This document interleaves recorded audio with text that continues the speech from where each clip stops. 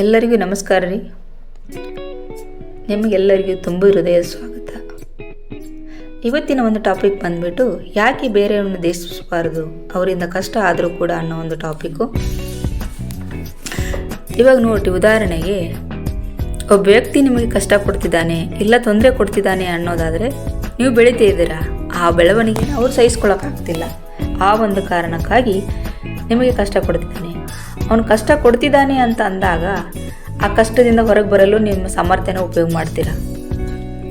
ಅವ್ರು ಕಷ್ಟ ಕೊಟ್ಟರು ನಾವು ಮುಂದೆ ಹೋಗಬೇಕು ಅನ್ನೋ ಒಂದು ಛಲ ಹುಟ್ಟುತ್ತೆ ನಿಮ್ಮಲ್ಲಿ, ಅಲ್ವಾ? ಹಾಗಿರುವಾಗ ಅವನು ಇಂಡೈರೆಕ್ಟ್ಲಿ ಅವನು ಅತ್ಯಮೂಲ್ಯವಾದ ಸಮಯವನ್ನು ನಿಮ್ಮ ಏಳಿಗೆಗೆ ಉಪಯೋಗ ಮಾಡ್ತಿದ್ದಾನೆ.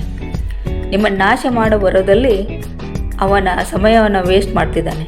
ಅವನ ಏಳಿಗೆಗೇನು ಉಪಯೋಗ ಆಗ್ತಿಲ್ಲ, ನಿಮ್ಮ ನಾಶದಿಂದ ಅವನಿಗೇನು ಲಾಭ ಇಲ್ಲ, ಅಲ್ವಾ? ಹಾಗಿರುವಾಗ ನಿಮ್ಮ ಸಾಮರ್ಥ್ಯನ ಎಲ್ಲಿ ಉಪಯೋಗಿಸ್ಬೇಕು, ನಿಮ್ಮ ಏಳಿಗೆಗೆ ಮಾತ್ರ ಉಪಯೋಗಿಸ್ಬೇಕು ವಿನಃ ಅವರನ್ನು ದ್ವೇಷಿಸೋದ್ರಲ್ಲ. ಅವರನ್ನು ದ್ವೇಷಿಸ್ತಾ ಕುಳಿತರೆ ಏನಾಗುತ್ತೆ ಹೇಳಿ, ನಿಮ್ಮ ಟೈಮ್ ವೇಸ್ಟ್ ಆಗುತ್ತೆ.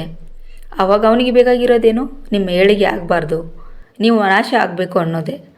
ಅದಕ್ಕೆ ಅವನಿಗೆ ಸಪೋರ್ಟ್ ಕೊಡದೆ ನಿಮ್ಮ ಏಳಿಗೆಯನ್ನು ಸದಾಚಿತ್ತದಲ್ಲಿ ಮುಂದುವರಿಸಿ. ಇದರ ಬಗ್ಗೆ ನಿಮ್ಮ ಅನಿಸಿಕೆಯನ್ನು ಕಮೆಂಟ್ ಮೂಲಕ ತಿಳಿಸಿ. ಧನ್ಯವಾದಗಳು.